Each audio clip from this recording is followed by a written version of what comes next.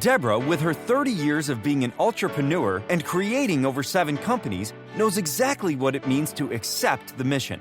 When you make that decision, when you accept the mission to become a solopreneur, to take yourself and your talents to market, then you embrace a life of not only unlimited possibilities, but also the unknown.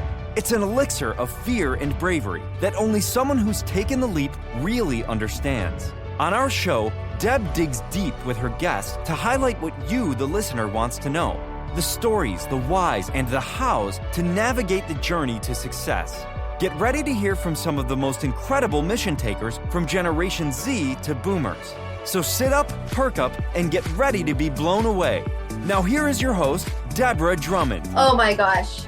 You guys are getting better and better and better. By you guys, I mean, I always say that you guys are the best audience ever. You guys are like the coolest audience ever. You get upgraded today. Thank you so much for sending in everything that you send in. And just the response from our podcast guests saying that they have just had the most incredible experiences with you. So thank you for whatever you're doing, because I'm getting all sorts of really great feedback. So thanks so much. We do the best that we can to bring you the best that we have around accepting the mission. So we talk about that, right? What is it like to accept the mission? What is it like to be an entrepreneur? What is it like to be a creative? What is it to either have an idea? Sometimes I call them downloads. You just get these downloads and you're like, I kind of heard or I feel, or a book fell out of a shelf and I just know that it was meant for me. You know, here's an interesting story. I was coaching this incredible woman. She's an Ayurvedic practitioner, and I'm coaching her today to get her business to a whole different level. That's great. It's what we do,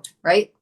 And I had been debating on the way there whether I wanted to set up my son's business account with 1 or 2 different, financial institutions. And I'm debating between the 2, and one's more community-based, and he's got his credit card with one, and what should I do? And one would be easier, but I think one would be better. And I'm just like, okay, universe, by the time I'm finished doing my session today, I'm going to walk to the bank because they're both in the neighborhood. Which one should I do? And so she's starting to tell me a story, and we're halfway in her session. And she's like, oh yeah, so my, bank institution, obviously I'm not saying which bank because I don't want to make one sound better than the other. She goes, the guy calls me once a month and tells me of all sorts of grants and loans that I'm entitled to. And I happen to go into the banks I'm thinking about it. I'm like, thank you. So that's what I call a download, or a knowingness that you need to go in a certain direction. And I certainly know that our guest today, because she also has the gift of being able to coach and lead people through to their passion.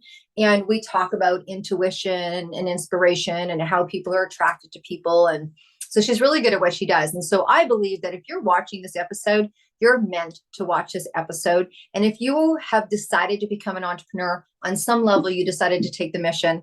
And that's what we're going to talk about today. So I'm super excited because our guest has the opportunity, like I said, to talk to many people who are on their own mission.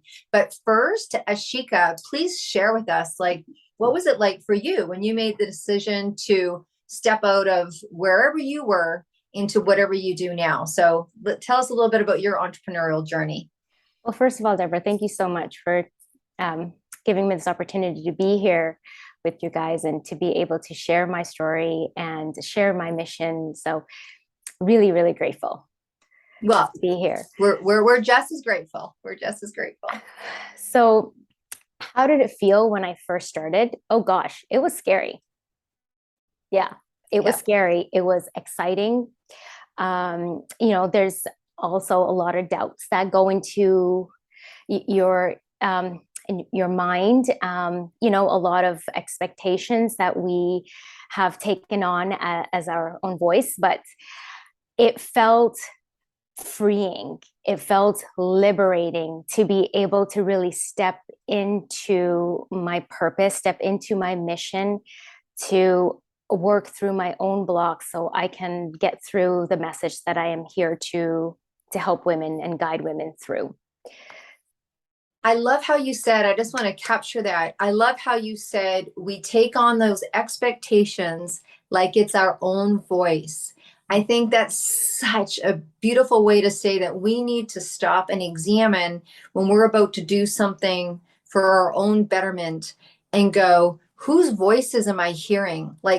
is that from society? Is it from my friends? Is it from, my childhood? Is it from people that made impression upon me? Is it a teacher that's actually making you question, you know, your purpose or your next step or what have you? Because sometimes we do hear them. They're alive, they're alive for us. We're like, oh my gosh, I don't know. And can I make it? And just stop and go, who's talking? Like, whose voice is that? Share with us what did you do before you became a leadership coach? Where did you come from? So prior to becoming a leadership coach, I was a holistic nutritionist. I still semi practice as a health coach for those clients that do need it. But prior to that, I was a registered dental hygienist in Vancouver. So I was very grateful for the opportunity that brought me. After my marriage went sour, being able to financially support myself and my son was a huge benefit. So I came from the world of dentistry. Which served me really well. It also allowed me to still be in the health and wellness industry because, as we know, what we tell at that time my patients is the mouth and your whole body is connected. And of course, is connected to your digestive system. So it still allowed me to help others. And eventually, after I would say about 13, 14 years of dentistry, I felt like my little cubicle clinic was too small for my purpose. And then I also was getting that where you say the voice or the whispers, that if I'm there, I'm taking up space for somebody else that needs to be there now.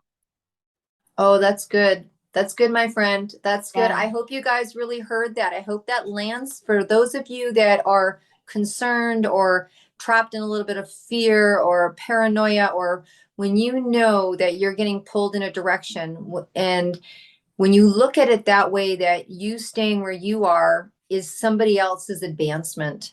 Like the position that you hold, no matter whether you're, even if you're an entrepreneur, if you're serving a certain market, I mean, you've done that. You've gone from being an entrepreneur, one type of coach, into focusing more on other. I went from having my healing studio into focusing on other things. And you are actually taking space for someone else's advancement. Oh, well, there you go. That just solved everything, didn't it? It really did. Someone else is right behind me and they need this spot. And my concern for them is, bigger than exactly. It's all in that form of giving back, and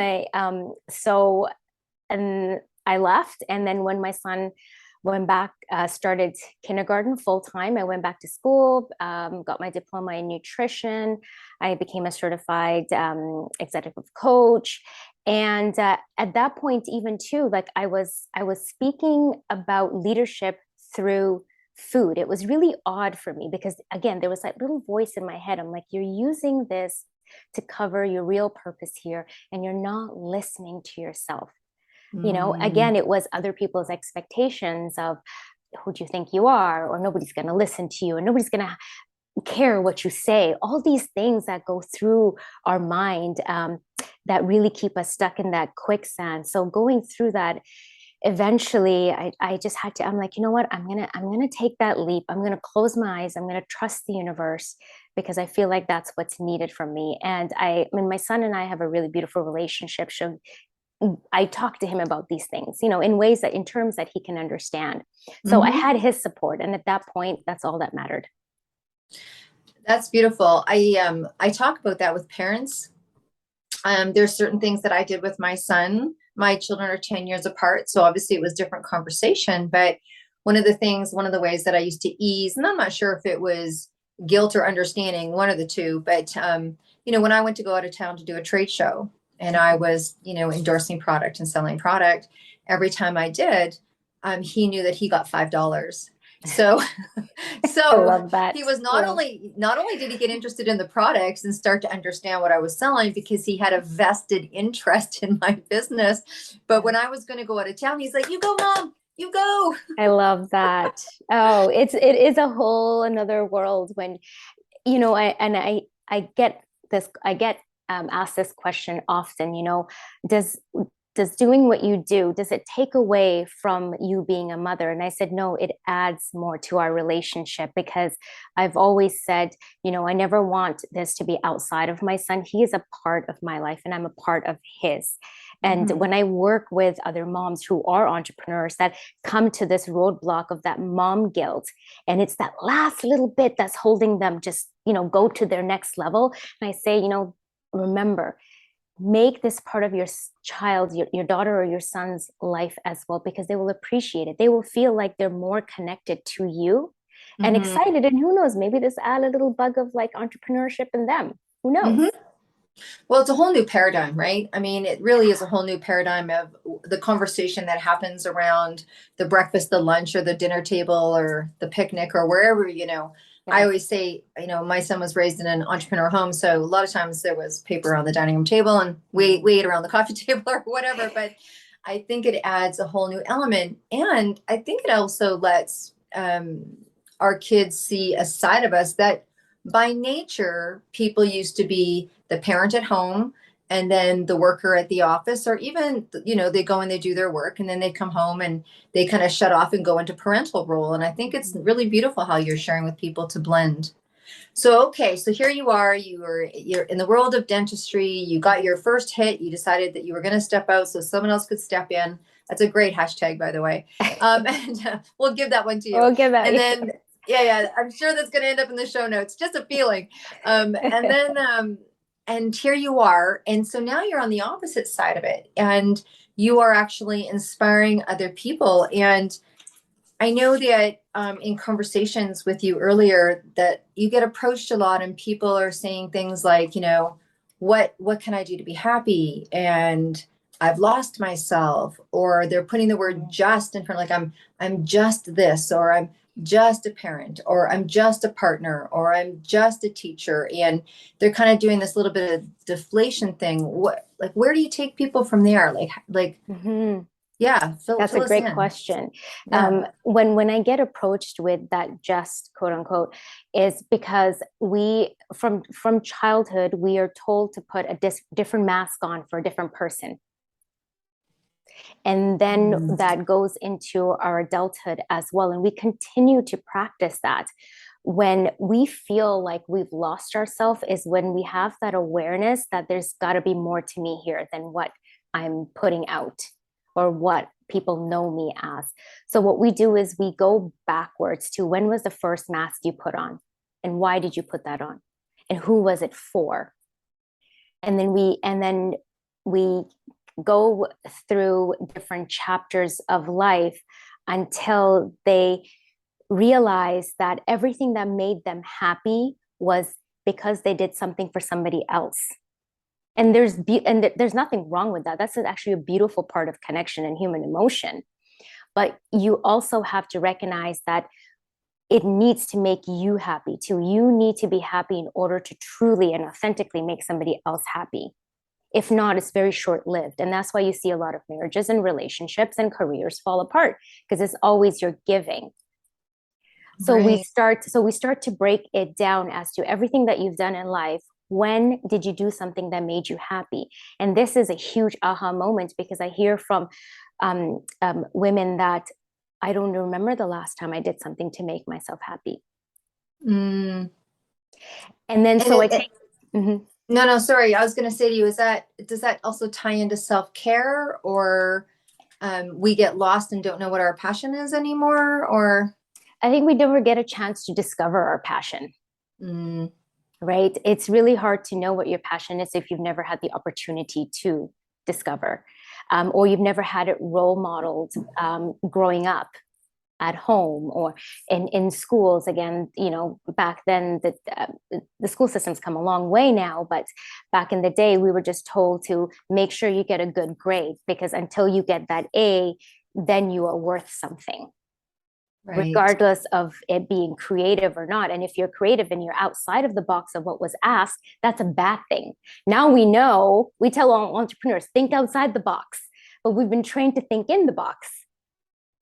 You know, you're hitting so many bells and whistles. And as you're talking, I can imagine what it must be like for one of your clients, because even as we're talking here, one of the things that they used to write on my report card and send home, Deborah needs to stop daydreaming. And now I get praised for being a visionary. Love that. Gives me goosebumps. I've got goosebumps. Right. But when you think about that from a subconscious standpoint, Yeah. You're like, okay, stop dreaming, really stop dreaming and focus on your social studies. Right. And so you can see, even in the most innocent form, that someone would think that they're wanting to help you do well in school. Okay, just stop daydreaming, stop drawing those pictures, stop. Yes. So that how it could really get buried deep inside of what truly makes us happy. Right. Yeah. So when I ask women this, sometimes I get the simplest answer, Deborah, where they say, you know what, if I could just sit down and have a cup of coffee that is still hot by the time I finish it, that would make me happy. But I haven't been able to do that in almost a year. Right. That is a huge sign for me and for them to realize, if you don't have 5 minutes to finish a hot cup of coffee, you're not enjoying your life to the fullest. Right. Right. And then so we go through that process and we break it down, and even childhood life, what made you happy? And I've had some clients say, well, I loved coloring and that made me happy. And I say, okay, you know what, let's get yourself that. Let's create space for that with your coffee and your coloring book. I like to start with simple things first, because the more happy we are feeling simple things, the more we'll strive for our bigger dreams. No, that's great advice. I mean, there's so many drops of, goodness here. And I think, there's probably half of the audience, I can hear them smiling and going, yeah, absolutely. Coloring. I mean, honestly, some of us use that excuse that have, grandchildren or nieces or nephews. They're like, oh yeah, I'll get down and color with you. Or, I'll throw the ball with you, or I'll grab the football and go throw that with you, or I'll kick the soccer with you, or I'll, whatever it is. And it, I could just definitely see how that would give people fulfillment, like truly fulfillment, like Yes. self-fulfillment, right? Yeah. And it just makes you show up better as an entrepreneur. If you're a female entrepreneur and, you're working for yourself and you're creating all of this, the resources for others, but you don't have space in your own life to build memories for the people that you love, what are you doing? Mm-hmm. Mm-hmm. Right. Like I always tell my clients that are female entrepreneurs, I say, if your business plan doesn't have a health plan for your mental health, you won't be able to sustain your business. You will crash at one point. Right. And it's really difficult to run a business from the hospital bed. It's the truth. It is. It is the truth. I mean, I say it all the time. And here's a great, how can I say it? Milestone that things have changed, because I talk about having a coach myself. I talk about, taking that time out and having that personal time, that person you can talk to about business, life, what have you. And I just was sharing with you guys before the show that, what I did over the long weekend was spent time with a CFO for my son's business. Mm-hmm. And as she had broken out the numbers and she's showing me what we're going through, because he's 18. So let's face it, I'm confirming these things, right? He's like, yeah. Oh, how much money am I going to make a year? You know what I mean? Like, and so she said she had actually a line in there mm-hmm. for coaching. Right. And I was like, she goes, no, it's not an option. Mm-mm. And would you have done that 5 years ago? Would entrepreneurs have put in for a line that they're raising capital? Because he's going to do his business different than I did. Mine was an idea, and then off we went and made money. Mm-hmm. He's now going to go get some money and do the business. But no one would have thought, I think even 5 years ago, business associations, networking, which she had in there. She had business associations and networking fees. And then it was personal coaching. And I was like, glory, hallelujah. Yeah. It's really, really important, because if not, you're just struggling quietly, right? It's you are saying that, no, I can't do it all. I can't do it all. It's really difficult to do it all and grow a business. Maybe in the beginning you can do it, but sooner or later you're going to hit that wall that's going to require you to have a team. Agreed. So tell us, I mean, you've been doing this for a while now. People come to you and you help them find that happy place. And then what does it look like from there? What does it look like from there? For them, it can mean so many things. It opens the door to possibilities for them. That's one of my biggest rewards, is to see them smile and say, you know what, that little idea that I had in my mind 2 years ago, and I stopped myself from doing it because I heard, who do you think you are? No one's going to listen to you, like we said earlier. They're able to accomplish that. Or or it could be for one woman, she has a stronger bond and appreciation for her relationship, that for the first time in a long time, her and her partner are able to hear each other rather than just talk to each other. It could mean an entrepreneur doesn't have to experience burnout, where she understands the signals, she understands what her body needs, she understands what her nervous system is doing and how that's affecting her health. It can also mean a woman who is an entrepreneur who needs leadership support, somebody who feels alone in this journey, that she has a community when she comes to me. Right? All of those things define success and happiness on their own terms for them.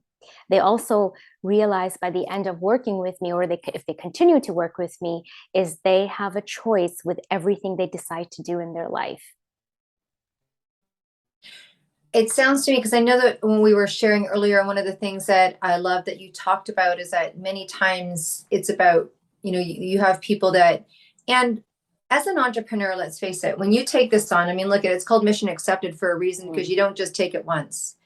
Stuff comes by, stuff comes up, and you need to be able to contain your emotions in that moment, or put that aside over here because we already had this going on. And there's all sorts of different skills that you learn as an entrepreneur, and the mission continues. Like, look at your mission can change and it continue. And we say yes once, and I think we really, to a certain degree, say yes every day. But as we unfold in our business, there's all sorts of other different opportunities that come our way, or ventures that come our way, and it's continuing to build that whole new mission. One of the things that you were saying, it's like people want to recreate their life, right? They want to recreate their life. People that come to you, are they looking for, like, they want to be, I'm just kind of getting, because some people, when they think about being an entrepreneur, they have a full-time, job. It sounds like, you deal with a lot of, women that are parents. So are most people doing part-time? Are they doing it full-time? Like, what are people now doing in the world of entrepreneurship? Well, some of them, when they come to me, they have just started, and we create a roadmap for them to go into full-time entrepreneurship and what that will look like for them. And some like the idea of having the full-time and the full-time 9 to 5 and a part-time, and they're not quite there yet to take it full-time. So it can look like that. I also work with clients that are not moms, that are ready to say, you know what, I've taken that leap. I'm going to go full-time. I'm ready, but I need your support for mindset. I don't have the right mindset for this, because it's one thing to market yourself and look at how you want to be online and the business part of it, but the other part is really the mindset. So it can look different. So mindset, is that a little bit of what we were talking about earlier? So just really changing how you think about things, having a different perspective on this new venture, those kind of things. Yeah, having a different perspective, understanding that right when you think everything is falling apart, it's actually falling together. So always having that flip side of, if something is not working out, which happens a lot in entrepreneurship, right? You can either sit there and let it get to you and then walk away, or you can look at the situation or this challenge and say, what am I to learn here? How am I to do this differently?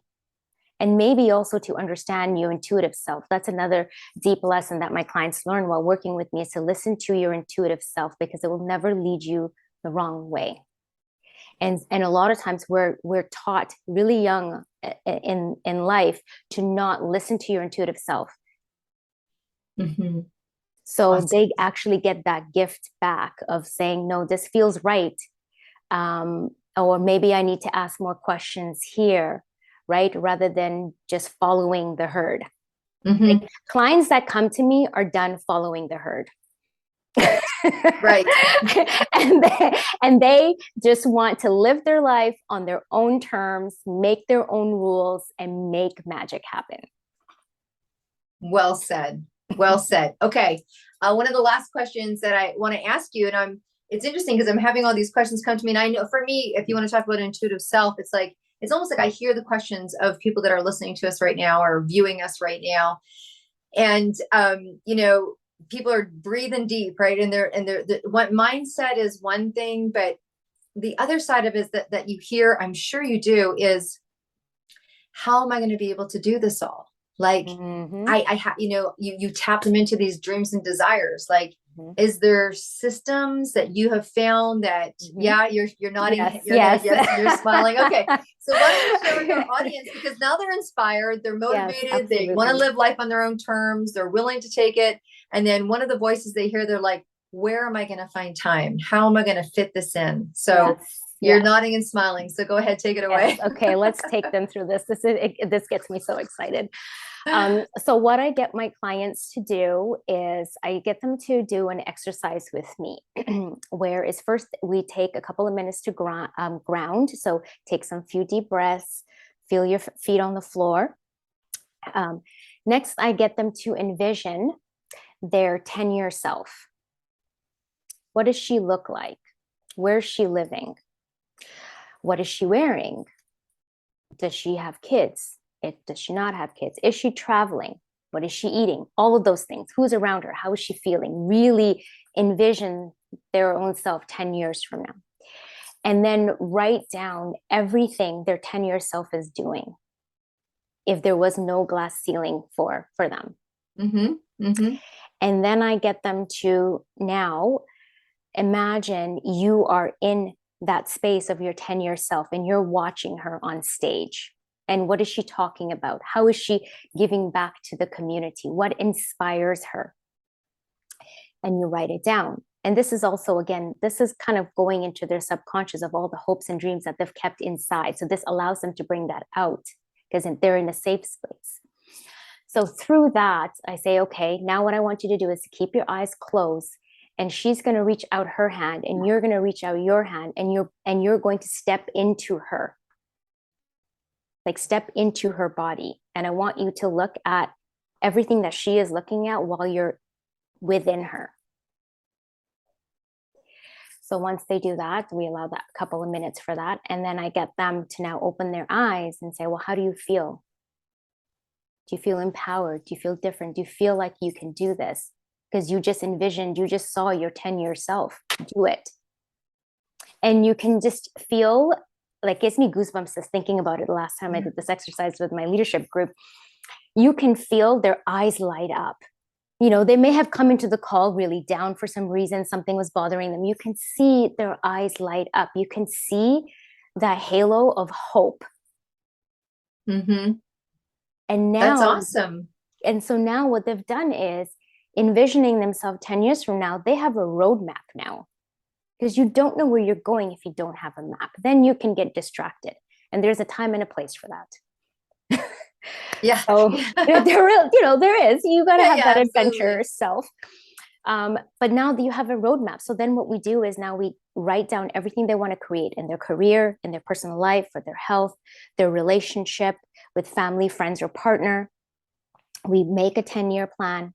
Then we break it down into 5 years. And then we break it down to the current. And then I get them to now say, now go back to your schedule. And if there's anything in your schedule that does not represent where you want to be in 10 years, it's a complete out. Erase it. Rip it up, throw it away. And now and every time you start your planner, because I get them to do it monthly and weekly as well, is every time you go to your planner and you're creating your month or you're creating your week, the first things that go on it is where you want to be in 10 years. And then work your work down. Beautiful. That's amazing. That I am 100% with you. And I can just imagine that feeling, just imagine that feeling. I love your halo of hope. I mean, you can almost visualize that, right? Right. I can read the show notes already, my friend. Okay. So Ashika, we're kind of coming to the end of our time together, as much as I think we could talk for a long time, and definitely we're going to be talking after the show, and love to have you come back. So, is there anything that you want to share with people that are, during your journey, or, I mean, you've given some great things if people are stuck, I mean, just, themselves running out that 10-year, is there anything that you want to share about how you do your business, and leave some tips with us? And then I have a special question just for you. Oh gosh. Anything that I want to share. Oh, there's so much I could share. The greatest thing that I could say to somebody is, when you want to create a life of happiness, success, and abundance, do it on your own terms. Don't chase somebody else's success. Figure out what success means to you, because that's going to make a difference in somebody else's life as well. Well said, right? And I can't, it's so important as we look upon the memes and the pictures in our world of social media. When we, before it was magazines, in my generation, it was a little bit more about magazines and wanting to be this person and that person, and everything was very celebrity and romanticized, right? And then you hear the massive amount of comparison. And I think that's always something really driven, is like bringing it back to you, and what does success mean to you, and what does love mean to you, and what does work mean to you, and what does craft and career and passion mean to you? So I think more and more people like you that are advocating for that and reminding people about that, the better our world's going to be, for sure. Okay, look, where can people find you? Oh gosh, everywhere. You can find me. Where can you send people to? Like, do you have a website, or? I have a website, ashikalessani.com. Okay. You can find me on Facebook under Ashika Lessani, just my name. Instagram is Ashika Lessani Wellness. Okay. You can find me on LinkedIn at Ashika Lessani Leadership there as well. And you can find my book on Amazon, and you can find me through there as well. It's called Redesigning the Inner You, a book of holistic wellness.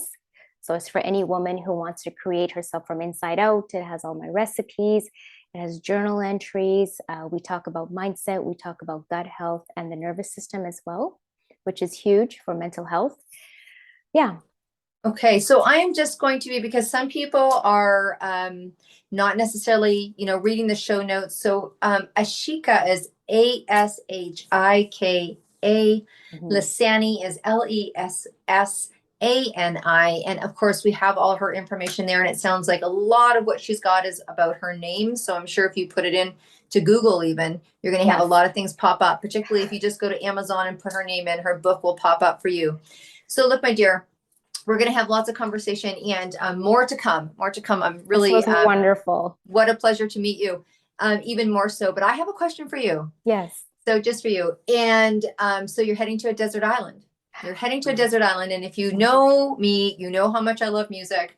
And you're taking one album with you, and it is one album. You only have room in your suitcase for one, or you got to throw out your favorite pair of shoes. Yes. And so ironically, there's a record player on this desert island, and this is the music you couldn't imagine not listening to for the rest of your days while you're eating mangoes and pineapples and enjoying, your suntan. So what album? Oh my God, you're speaking my language.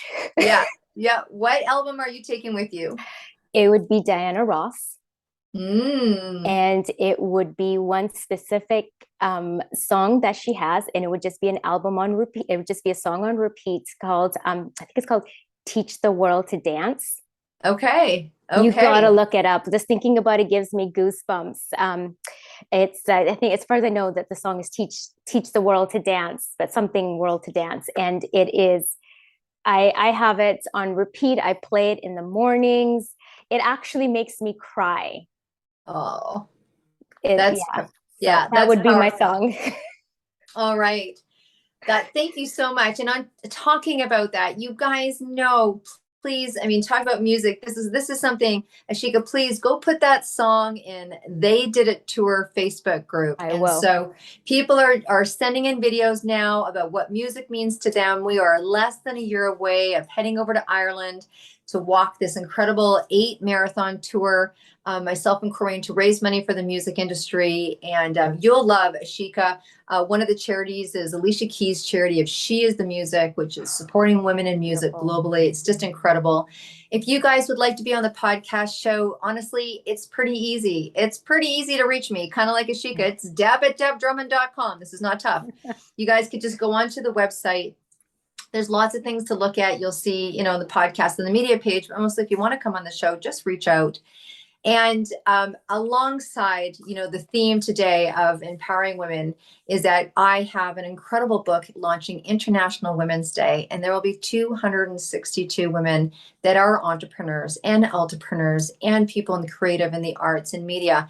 And we are compiling the most incredible book that's going to launch. And the book launch is on March 8th. If you'd like to be a part of that project, we'd love to have you. And then we are going to have a summit every single week, like 9 summits, all the way right up till Mother's Day. On May 10th, there's another book launch. And there's so much involved in that. There's so many places. If you are a woman in any of those categories and you want to play, you can just PM me, DM me, email me, whatever. If you know me smartly, you're going to just text me. But anyways, come along for the journey. Thank you so much, Ashika, with being us here today. And you guys, again, you're not the best audience. You're the coolest audience this week. So love you. Thank you for what you do. Thank you for sharing. We appreciate it here at Mission Accepted. And we will see you again next week. Bye for now.